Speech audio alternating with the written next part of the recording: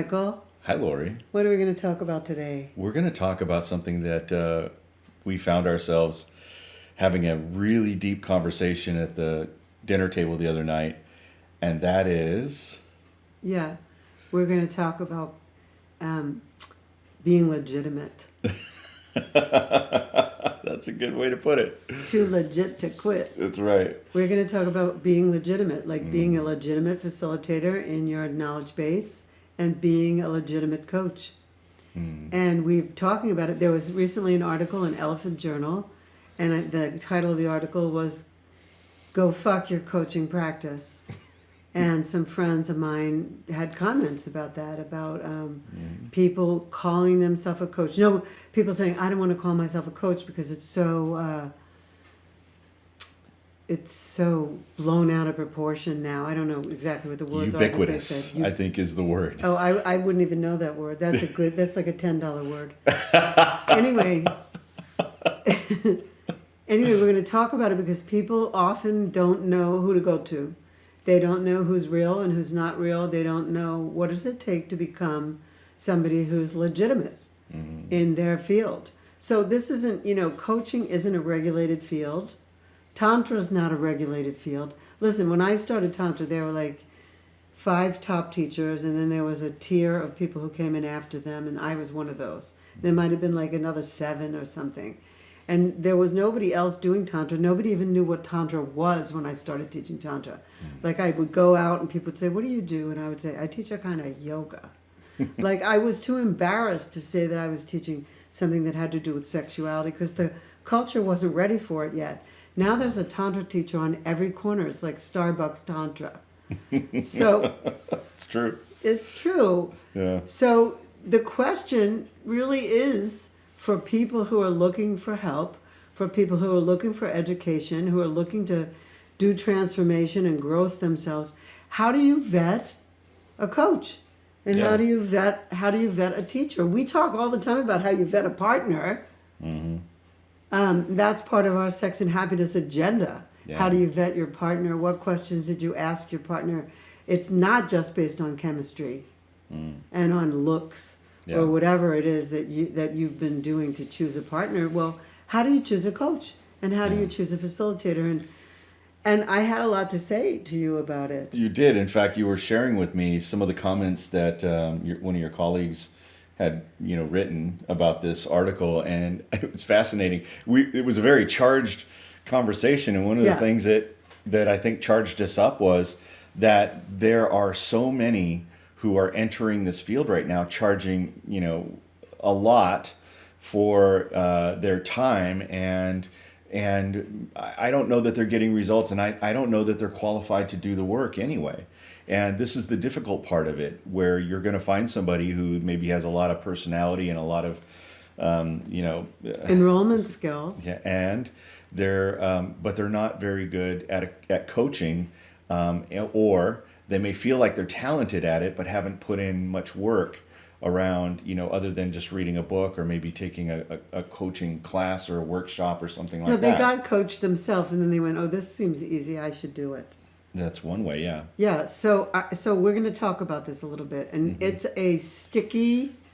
We know that it's a sticky and a touchy subject because we could be disqualifying some people. But the thing we were talking about it specifically is about intimacy coaching and like who qualifies to be an intimacy coach and what are they teaching you about intimacy. Right. And there's a lot of very, Michael and I do intimacy coaching. We coach couples and we do live, I did a new hashtag we live this shit. We do. It's good. So how do you choose someone? First of all, it would be really good if they wrote a book. Let's start with that. 2, it would be really good if they actually had some training. So, like real training, not just that they took one course and they read one article and then they labeled themselves a coach, but that they paid the dues. They went through some kind of maybe an apprenticeship program, like the one that you have, or they put themselves through a real coaching, an Certification, accredited certified, certification yeah. programs, that they do that. And then they call themselves something like an intimacy coach. I'm just going to say that like one of I have to say this, I'm not going to name any names here, but I am going to say, I left my Tantra teacher because I didn't believe she was living the work. And she's a really good Tantra teacher. She was one of the ones that I mentioned that when there were 5, she was one of them. But I feel like the others that I didn't go to were actually living it, while she had the knowledge base, but she wasn't living it. And after like 3-4 years of being with her, I couldn't make it reconcile with me anymore. Like that here is a person who has the knowledge and the skills and isn't really living the skills and isn't really practicing the practices. Yeah. And so I had to leave that teacher because I felt like there was an inauthenticity there. There was like a falseness, even though I learned tons of stuff from her. When I found my next 2 Tantra teachers to teach me, they were actually a couple and they were living it. They were loving it. They were practicing the practices and they taught me how to access information by myself, how to ask the question and then how to incubate and receive the answer from the universe. And so I practiced that after that. But there was a marked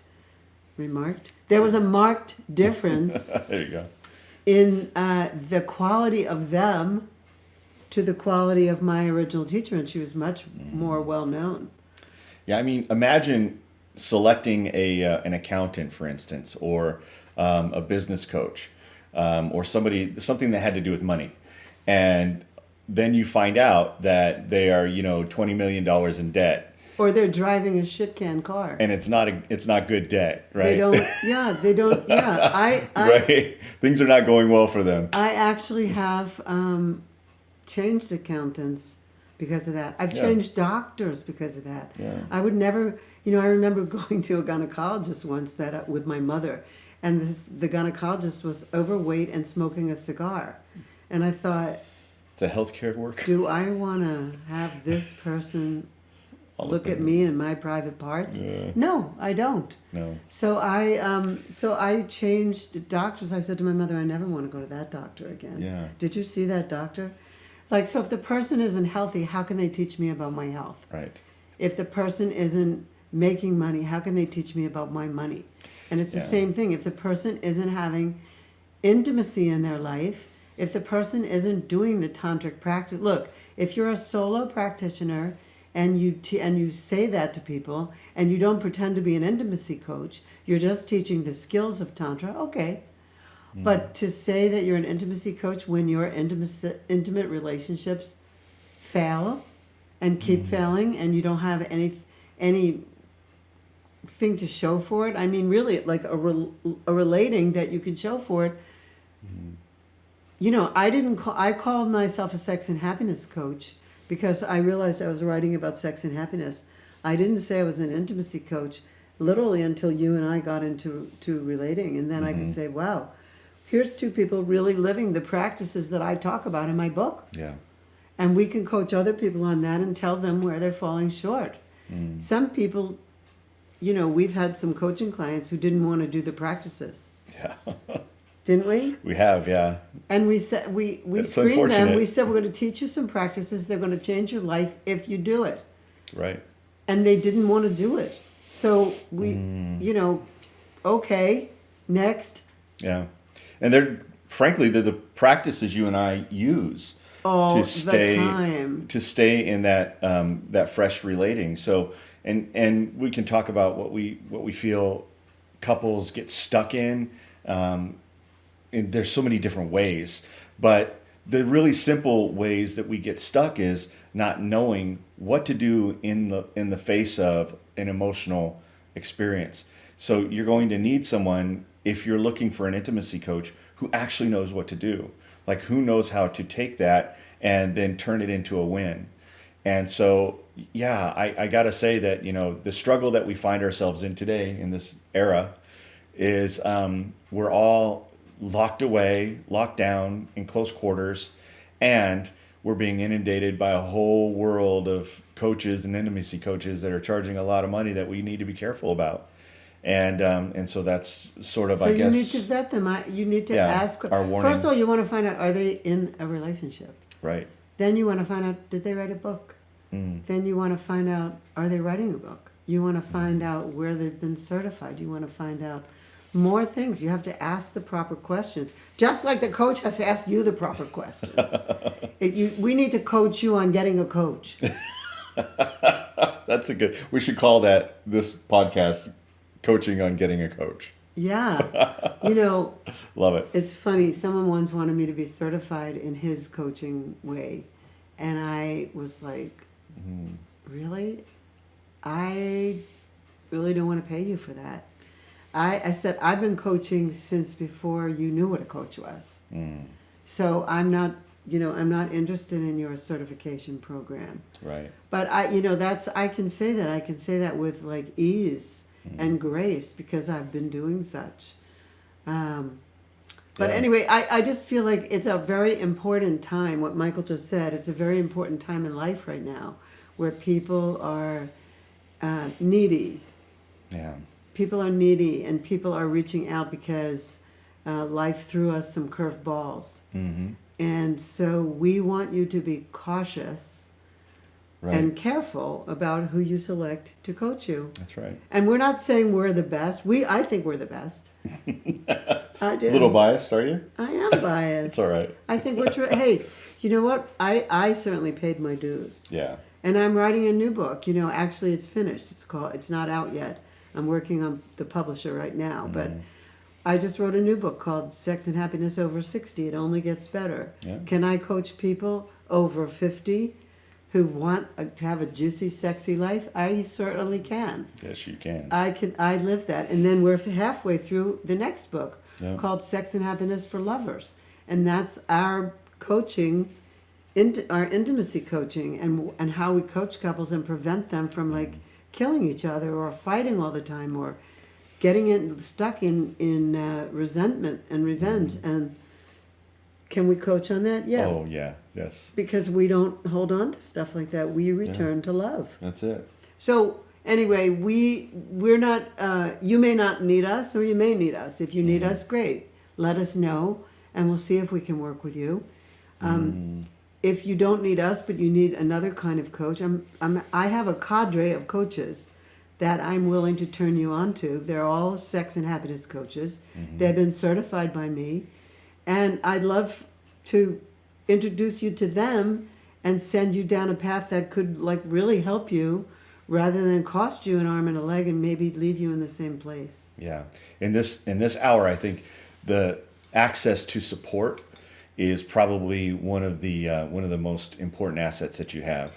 So yeah, definitely look into. And by the way, you can find all of Lori's coaches at lorihandlers.com, and you can find out more about Lori's history, where she's been, what she's been up to, and what she's done, and also purchase her book and some other things. Yeah. And you can find out about my apprentice program because I really do train people to be coaches and facilitators. Yeah. And they go through a year-long process with me, and I'm not afraid to kick their asses.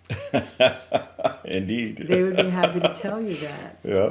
So I believe in rising people up. I just want them to rise up and have the knowledge and the skills that it takes to actually be effective in people's lives. Yeah. Yeah. That's excellent. Thank you so much for that. You're welcome. I coached you. You did. I went through your program, and now I get to. I have the sitting privilege. here. Yeah, I actually did go through a program. I am a certified sex and happiness coach, and at the same time, now I have the privilege of coaching inside of those apprenticeship programs. It's Right. a lot of fun to see people go through the process, and the process has grown and advanced over the years. So, yeah, I highly recommend it. Absolutely. Wonderful. Yeah. Anyway, this wasn't supposed to be a commercial. This No. really was supposed to just talk about the idea that there's a lot of people out there that the buzzword these days is coach Yep. or coaching. And there are some cautions, and that's why the article came out in Elephant Journal. And you could probably find it if you want to read it. It's pretty scathing, Yeah. to say the least. Confronting is a good word too. Yeah, Yeah. and so we just wanted to talk about it as a subject.